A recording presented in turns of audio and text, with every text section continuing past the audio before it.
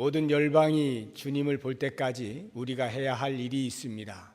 그 일을 어떻게 감당해야 하는지 과거 예수님께서 제자들과 함께 동고동락하시면서 대화를 나누셨던 것들을 다시 한번 살펴보면서 오늘 이 시간에 우리에게 도전이 되었으면 좋겠습니다. 예수님께서 사랑하는 세 제자 베드로와 야고보와 요한을 데리시고 높은 산으로 올라가셨습니다. 언제 가셨느냐 하면 예수님께서 자신의 십자가의 순환을 처음으로 말씀하시던 가이사랴 빌립보에서의 말씀 후에 6일이 지난 다음이었습니다. 우리가 이 6일이라고 하는 시기를 눈여겨볼 필요가 있는데요. 과연 엿새 전에 우리가 어떠한 일이 있었는가를 지난주에 생각을 해보았는데 다시 한번 정리를 해보겠습니다.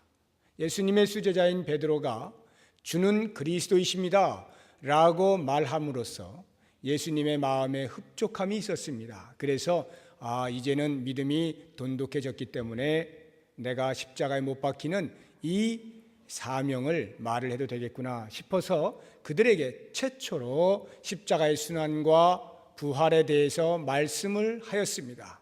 그런데 놀랍게도 베드로는 자기가 생각하고 있는 것과는 너무나 달랐기 때문에 대단히 의아해했습니다. 그리고 염려했습니다. 마음에 분도 있었습니다. 그래서 예수님께 대답을 하는데 그 대답이 마치 꾸짖듯이 항변을 하는 소리입니다. 예수님, 그게 말이나 되는 소리입니까? 어떻게 예수님이 십자가에 돌아가실 수가 있습니까?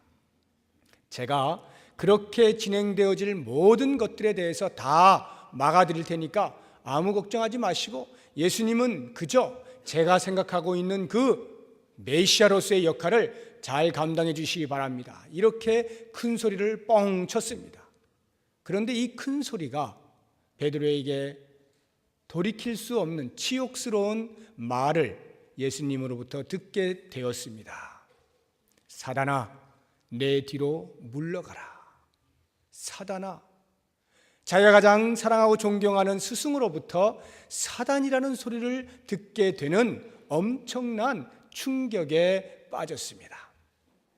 그 일 직후에 예수님께서 제자들과 무리들을 불러놓고 나를 따른다라고 하는 것이 무엇을 의미하는 것인지에 대한 제자도를 말씀을 해 주셨습니다.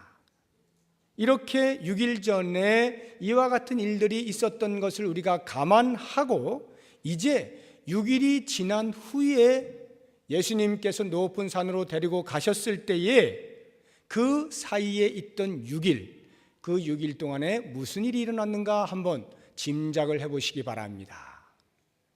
예수님으로부터 들을 수 없는 치욕스러운 그런 말을 듣게 된 베드로뿐만 아니라 같이 묶여서 혼쭐이 난 이 제자들이 그들의 삶을 우리가 생각해 보면 적지 않이 큰 실망감에 풀이 죽어서 지내고 있었을 것임이 틀림이 없습니다. 의기소침해서 아마 밥맛도 별로 없었을 거예요. 그냥 혼난 것 때문만이 아니라 예수님이 죽는다라고 생각을 하니까 지금까지의 모든 가지고 있던 희망이 한순간에 다 사라지는 것입니다. 마음이 답답해지는 것입니다. 어깨가 축 처져서 마지못해 6일 동안 예수님의 뒤를 따라다녔을 거예요. 그러면서 지금이라도 내가 고향으로 다시 돌아갈까 말까 이러한 갈등 중에 6일을 보냈을 것입니다. 바로 그 시기에 예수님께서 세 제자를 데리고 높은 산으로 가신 것이죠. 그리고는 그들이 보는 앞에서 변형이 되셨습니다. 우리가 잘 알고 있는 변화산 사건이 바로 이것인데 예수님이 입고 있던 그 옷이 이 땅에서 어떠한 빨래 전문가도 그렇게 하얗게 빨 수는 없을 만큼 아주 하얗게 변했습니다. 이것은 단순히 옷이 참 하얘졌다, 이 땅이 어떤 것보다 더 하얘졌다라고 하는 것만을 말하기 위한 것이 아니라 그 하얌이란 이 땅에서는 볼 수 없는 천상적 존재에게서만 발견되는 것이다 라고 하는 것을 말씀하고 있는 것입니다. 이 변화산 사건, 예수님이 변형하신 사건은 예수님께서 9장 1절에서 말씀해 놓으신 예언의 부분적인 성취라고 볼 수가 있습니다. 1절에 보시면 또 저희에게 이르시되 내가 진실로 너희에게 이르노니 여기 섰는 사람 중에 죽기 전에 하나님의 나라가 권능으로 임하는 것을 볼 자들도 있느니라 하시니라. 비록 하나님의 나라가 완벽한 모습은 아니지만 이 땅에서는 그 이상의 경험할 수 없는 가장 영광스러운 천상의 모습을 제자들로 직접 보게 한 것입니다. 죽기 전에 하나님의 나라를 볼 자들도 있느니라 하는 이 말씀에 대한 부분적인 성취로 볼 수가 있습니다. 이것으로 인해서 지금까지 처진 어깨를 가지고 있던 제자들이 아마 들썩들썩거렸을 것입니다. 풀려있던 그들의 눈동자가 반짝반짝 빛났겠죠. 충격과 낙심에 쌓여있던 그들의 마음이 새로운 소망과 기대감으로 가득했을 것입니다. 그런데 거기에 한 가지 더 그들의 눈앞에 진기한 사건이 벌어졌습니다. 엘리야와 모세가 예수님과 함께 대화를 나누는 것을 보게 된 것입니다. 예수님께서 왜 제자들에게 이렇게 엄청난 하늘에서나 볼 수 있는 그 사건을 보여주셨을까요?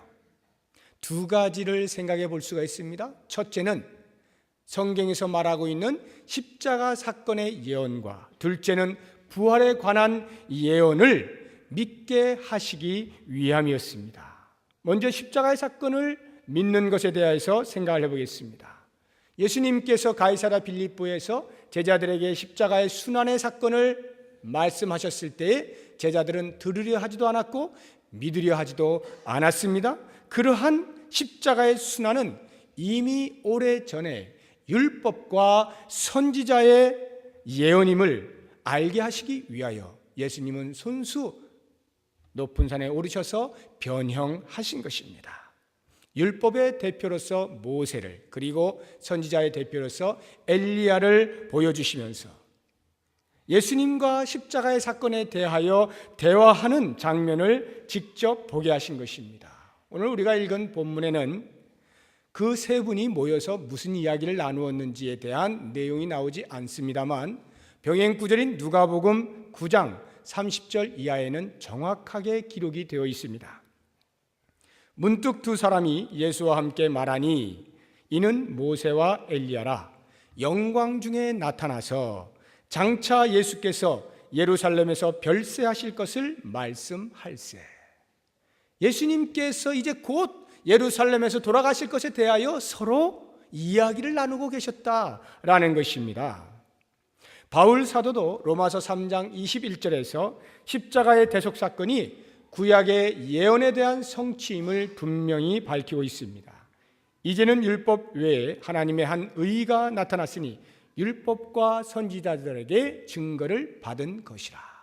율법과 선지자들에게 증거를 받은 십자가의 순환임을 사도 바울이 분명히 말하고 있는 것입니다.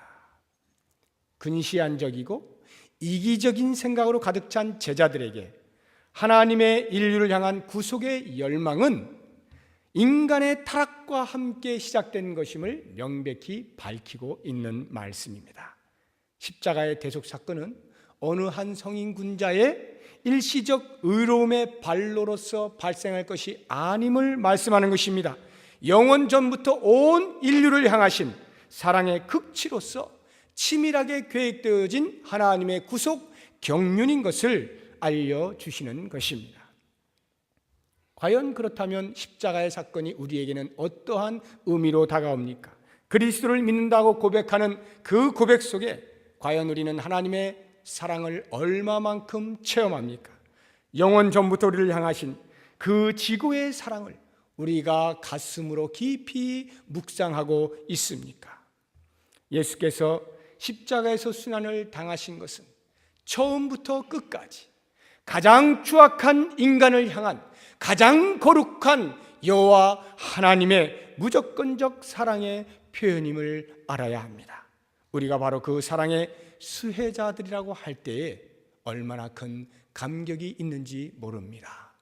이제 두 번째로 예수님께서 그렇게 변형되사 제자들에게 보여주시고자 했던 예수 그리스도의 부활의 예언의 성취에 대해서 함께 생각해 보겠습니다.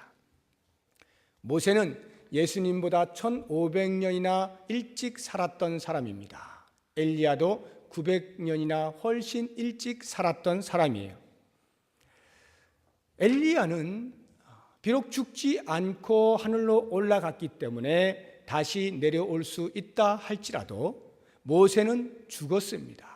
그런데 그 모세와 엘리야가 지금 예수님과 함께 대화를 하고 있다라고 하는 것은 인간의 삶이 현존 세계로 끝나는 것이 아님을 알게 하시려는 목적인 것입니다. 예수님께서 죽임을 당한 후에 사흘 만에 살아나실 것을 말씀하신 의미가 무엇인지 제자들에게 알게 하심이었습니다. 그래서 영혼에 대한 소망을 가지고 현 세계의 욕심을 버리고 나를 부인하고 자기 십자가를 좇는 의미를 알게 하시기 위함이었던 것입니다. 우리는 과연 내세에 대한 얼마만큼의 확실한 소망을 가지고 있습니까? 제가 계속해서 강조하는 말씀입니다. 세상이 암울하고 생존이 불투명할 때는 우리가 내세관을 쉽게 가질 수가 있습니다. 내세에 대한 소망을 갖기가 쉽다는 말입니다. 그래서 일제하에서나 6.25 동란이 끝난 이후와 같은 어려운 시대에는 내세에 대한 소망을 가지고 신앙생활을 잘 할 수가 있었습니다. 그러나 오늘날처럼 물질의 풍요가 뒤덮고 있는 이 시대에 우리가 하늘을 소망하는 것은 그리 쉽지가 않습니다. 왜냐하면 당장 이 땅에서 내가 어떻게 많은 것을 쥐고 잘 될 것이냐라고 하는 것에 대한 관심이 내 마음을 더 많이 지배하고 있기 때문입니다. 잘못된 내세관을 가지고 현실 세계를 부정한다거나 아니면 반대로 현실에만 관심을 갖고 내세에 대한 분명한 소망이 없는 신앙은 둘 다 큰 문제입니다. 바른 내세관으로 무장된 신앙인은 반드시 현실을 가장 책임 있게 살 수밖에 없는 것을 우리는 알아야 합니다. 이제 다시 본문으로 돌아가서 5절에 보시면 이와 같은 천상적 현상에 대한 베드로의 반응이 나옵니다. 베드로가 예수께 고하되 랍비여 우리가 여기 있는 것이 좋사오니 우리가 초막 셋을 짓되 하나는 주를 위하여 하나는 모세를 위하여 하나는 엘리야를 위하여 하사이다 이렇게 말을 합니다. 이 말은 지금 베드로가 예수님께 묻고 있는 거예요. 예수님, 제가 예수님을 위해서 초막을 지어드려도 될까요? 제가 지금 모세와 엘리야를 위해서 초막을 지어서 여러분들이 여기서 잘 지낼 수 있도록 그렇게 초막을 지어드릴까요? 질문을 하고 있는 것입니다. 베드로가 이렇게 말을 하는 데에는 다음과 같은 이유가 있습니다. 6절에 나오죠. 이는 저희가 심히 무서워하므로 저가 무슨 말을 하는지 알지 못함이더라. 나타난 현상이 너무나 놀랍고 기이한 것이어서 두려워 떨다가 무슨 말을 해야 할지 알지 못하여 얼떨결에 내뱉은 말이 초막 셋을 짓고 여기 있읍시다 라고 한 말이라는 것입니다. 예수님의 변화된 모습을 본 제자들이 두려워하는 것은 당연한 반응이에요. 왜냐하면 신현을 목도한 인간은 본능적으로 격심한 두려움에 떨게 되어 있는 것입니다. 출애굽기 19장 16절에 보시면 제3일 아침에 우레와 번개와 빽빽한 구름이 산 위에 있고 나팔 소리가 심히 크니 진중 모든 백성이 다 떨더라 이렇게 나옵니다. 이때에는 소리만 듣고도 하나님의 하나님의 나타나심이 소리로만 나타나더라도 그 소리만 듣고도 벌벌 떨었다는 것입니다. 그러니 하물며 제자들의 눈앞에 똑똑히 드러난 하늘의 영광, 그 천상의 모습을 보게 된 제자들이 어찌 제정신으로 볼 수가 있었겠습니까? 하지만 잘 생각해 보면 두렵고 떨린다라고 해서 반드시 베드로와 같은 그러한 반응을 보이는 것만은 아닐 것입니다. 우리가 여기 있는 것이 좋사오니 우리가 초막셋을 짓되라고 말을 한 이 베드로의 마음에는 내심 무엇인가 있었던 것을 알 수가 있는 것입니다. 생각해 보십시오.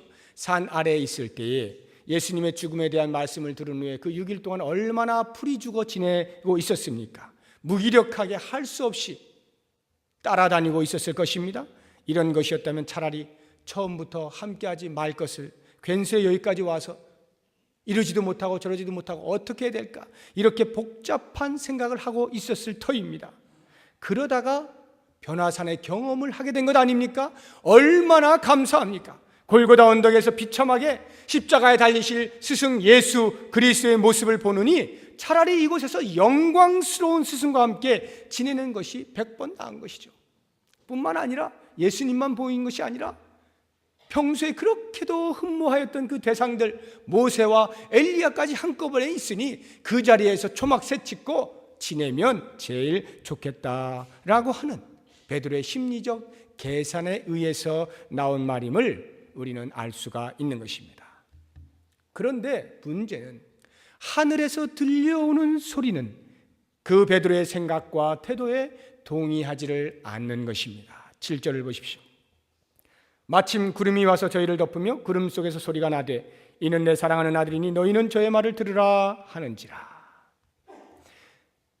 그 제자들에게 변화산의 경험을 하게 한 것은 황홀지경에 머물게 하기 위함이 아니라 현실 세계를 극복하게 하기 위함이었습니다. 예수께서 순환을 예고하신 것을 현실로 받아들여라 라고 하기 위함이었던 것입니다. 아무리 예수님의 요구가 자신들의 상식과 계획에 어긋나는 것이었다 할지라도 베드로와 같이 자기 말을 마구 내뱉는 것이 아니라 예수님의 말씀을 들어야 하는 것임을 강조하는 거예요. 너희는 저의 말을 들으라. 제자들은 산을 내려가야만 했습니다. 그리고 예수님의 십자가의 사건을 목격해야만 했습니다. 그것을 경험하지 않고는 부활의 자리에 이를 수가 없기 때문입니다. 변화산의 영광스러운 그 자리는 십자가의 고난의 강을 건너야만 도달할 수 있기 때문입니다. 사랑하는 여러분, 기독교는 절대로 이 세상을 도피하여 도망가는 종교가 아닙니다. 그렇다고 해서 반대로 무력으로 세상을 정복하는 종교도 아닙니다. 기독교는 오직 희생과 사랑을 통하여 세상을 변화시키고 바꾸어 나가는 종교입니다. 그러므로 기독교는 산속에 들어가 있으면 안 돼요. 그렇다고 해서 현실 세계에 무작정 뛰어들어서 힘의 논리로 모든 권력을 쥐어서도 안 됩니다. 오직 그리스도께서 보여주신 그 십자가의 희생과 사랑의 정신으로 이 세상에 대하여 빛과 소금의 역할을 감당해야 하는 것입니다. 이 세상에 있으나 in the world, 그러나 세상에 속하지 아니한 but not of the world, 세상에 속하지 아니한 그러한 대한사회, 대한공동체로 있어야 하는 것입니다. 구름 속에서 나는 소리를 듣고 제자들이 주위를 둘러보았을 때 모세와 엘리야가 보이지 않았습니다. 오직 예수와 자기들만 있었습니다. 무엇을 말합니까? 우리는 모세와 엘리야를 보면서 넋을 놓고 있을 사람들이 아니라 오직 예수 그리스도만을 바라보며 살아야 할 사람들이라는 것입니다. 예수 그리스도처럼 그분이 행하신 일을 본받아 작은 예수로의 삶을 이 땅에서 살아야 하는 사람들인 것입니다. 변화산의 예수님은 변형되어진 채로 그 자리에 계신 것이 아니라 다시금 그 산을 내려오셨음을 꼭 기억해야 하는 것입니다. 이제 마지막 부분을 보겠습니다. 예수님의 세 제자 베드로, 야고보, 요한은 변화산의 경험을 한 후에 예수님과 함께 내려오고 있었습니다. 그때 예수님께서 그들에게 주의를 줍니다. 9절에 인자가 죽은 자 가운데서 살아날 때까지는 본 것을 아무에게도 이르지 말라. 예수님께서 그 산에서 변화된 모습이나 또는 모세와 엘리야와 함께 대화를 나눈 모습들을 본 것을 입 밖에 내지 말아달라고 당부를 하신 것입니다. 왜냐하면 아직 예수님은 십자가도 지지 않은 상태입니다. 그러니 부활을 상징하는 그 변화산의 사건을 만약 이야기한다면 어떻게 되겠습니까? 십자가의 사건도 예상 못하고 있는 상황에서 부활을 말하면 대혼란이 일어나겠죠. 온갖 소문과 오해만이 난무하게 될 것이 뻔한 것입니다. 이런 생각은 제가 추측하고 있는 것이 아니라 성경이 말을 하고 있어요. 10절의 말씀을 보십시오. 저희가 이 말씀을 마음에 두며 서로 문의하되 죽은 자 가운데서 살아나는 것이 무엇일까 하고, 지금 제자들은 예수님의 부활에 대해 전혀 이해를 하지 못하고 있다는 것입니다. 우리는 왜 제자들이 예수님의 부활을 이해하지 못할까? 왜 예수님의 부활을 믿지 못할까 의아해할 수 있습니다. 그러나 제자들의 이와 같은 태도는 어쩌면 당연한 거예요. 왜냐하면 부활이란 단순히 논리적으로 우리가 들어서 알 수 있는 것이 아니기 때문에 그렇습니다. 상식과 경험을 뛰어넘는 사건이기에 알아들을 수가 없는 거예요. 뿐만 아니라 아직 성령께서 이 땅에 강림하시기 전이었기 때문에 우리의 믿음의 눈으로도 볼 수가 없는 상황인 것입니다. 오직 성령이 임해서 그 성령의 역사하심으로 말미암아 우리로 하여금 그 부활을 믿을 수 있게 만드는 것입니다. 그러므로 그리스도의 부활을 믿고 있는 오늘 나는, 오늘 우리는 이것이 웬 은혜인지 고백할 수 있어야 합니다. 자연인으로선 도저히 믿겨지지 않는 것입니다. 아니요, 오히려 교회를 나오고 있는 사람임에도 불구하고 아직도 예수 그리스도의 부활을 믿지 못하는 사람들이 있다라고 한다면, 내가 지금 예수 그리스도의 부활을 믿는다라고 하는 것은 나로 말미암은 것이 아니라 성령께서 내 안에 역사하셔서 나로 하여금 그리스도의 부활을 믿게 만든 것입니다. 그러니 이것이 어찌 하나님의 은혜가 아닐 수가 있겠습니까? 예수의 부활을 믿는 것이 왜 그렇게 중요합니까? 그 그리스도의 부활이 곧 나의 부활과 직결되기 때문이에요. 그러면 나의 부활은 왜 그렇게 중요합니까? 내가 부활할 것을 알기 때문에 오늘 나의 삶의 의미를 부여할 수가 있는 것이지요.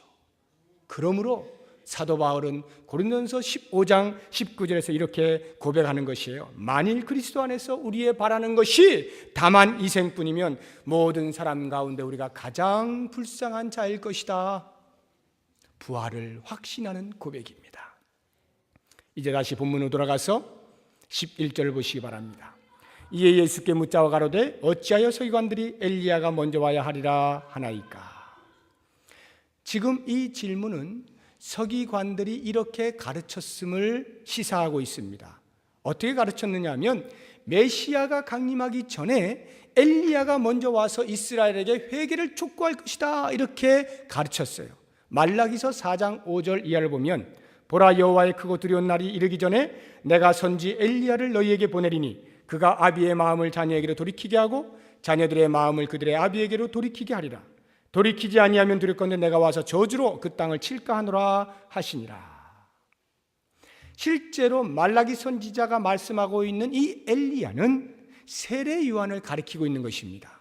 세례 요한이 예수님보다 먼저 오지 않았습니까? 그리고 회개를 촉구하고 메시아의 오심을 예비하였습니다. 그런데 유대인들은 이것을 문자 그대로 엘리야가 다시 올 것이라고 믿고 있었고 서기관들이 그렇게 가르쳐 왔던 것입니다. 그 가르침에 익숙한 이 제자들이 변화산에서 누구를 보았습니까? 엘리야를 보지 않았어요? 그러니 금방 이해가 되는 거예요. 아, 엘리야가 드디어 왔구나. 그러면 누구만 남았습니까? 메시아만 남은 거예요. 그러니 자기들이 지금 메시아로 따르고 있는 그 예수 그리스도, 그분이 해야 할 행동이 어떠한 것임을 너무나 잘 알게 되는 거죠. 지금 당장 십자가 이야기할 때가 아닌 것이죠. 빨리빨리 정리해서 로마들 정리하고 그리고 이스라엘 다시 회복시켜야 되는 것이죠. 그러니까 제자들의 머릿속에서는 도저히 예수님께서 왜 십자가에 돌아가셔야 한다는 것인지, 그리고 3일 만에 왜 부활하신다고 하는 것인지 알 수가 없는 거예요. 그 의미를 깨달을 수가 없었던 것입니다. 이 질문에 대해서 그들의 마음을 간파하신 예수님께서 어찌 하나는 귀담아 들으면서 또 다른 예언은 흘려듣느냐라고 책망을 하십니다. 12절을 보십시오. 가라사대 엘리야가 과연 먼저 와서 모든 것을 회복하거니와 어찌 인자에 대하여 기록하기를 많은 고난을 받고 멸시를 당하리라 하였느냐. 앞부분은 잘 됐는데 뒷부분이 조금 해석이 이상해서 여러분들 읽으시면서 이게 무슨 뜻인지 약간 고개를 갸우뚱하실 수가 있습니다. 이게 무슨 말이냐면 엘리야가 먼저 와서 모든 것을 회복할 것이다 라고 하는 그 예언은 귀담아 들으면서 마음에 딱 담아두고 있으면서 어떻게 메시아가 고난을 받고 멸시를 당할 것이다 라고 하는 그 예언에 대해서는 귀를 막고 무시하고 있느냐라고 말하고 있는 것입니다. 그런데 사실은 그들이 엘리야가 먼저 와서 모든 것을 회복할 것이라고 한 그 예언의 말씀도 제대로 이해하지 못한 채 마음에 담아두고 있었던 걸 볼 수가 있습니다. 왜냐하면 엘리야의 출현이 곧 세례 요한의 출현인 것을 알지 못했잖아요. 그래서 세례 요한을 막 함부로 대하지 않았습니까? 죽여버리지 않았습니까? 13절을 보십시오. 그러나 내가 너희에게 이르노니 엘리야가 왔으되 기록된 바와 같이 사람들이 임의로 대우하였느냐. 예수님께서는 엘리야가 이미 온 것을 알았어요. 세례 요한이 엘리야였거든요. 그런데 사람들은 그걸 모르니까 그 세례 요한을 임의로 대했다는 거예요. 아무렇게나 막 대했다, 이런 말입니다. 그러니까 한마디로 서기관들이 됐든지 제자들이 되었든지 아니면 모든 유대인들이 되었든지 어느 것 하나라도 예언의 말씀을 제대로 정확하게 이해하고 있지 못했던 거예요. 모두 자기 좋은 방식으로만 이해를 하고 있었던 것입니다. 예수님의 지적이 바로 이것이죠. 메시아에 관한 진리는 고난을 받은 후에 다시 살아나신다라고 하는 것입니다. 고난이 없이는 영광도 없는 것을 예언의 말씀이 우리에게 알려주고 있는 것입니다. 이것이 바로 기독교인 것입니다. 우리가 알고 있는 기독교가 바로 이것이에요. 그리스도의 십자가와 부활, 양손의 두 가지를 동시에 잡을 때 비로소 기독교가 되는 것입니다.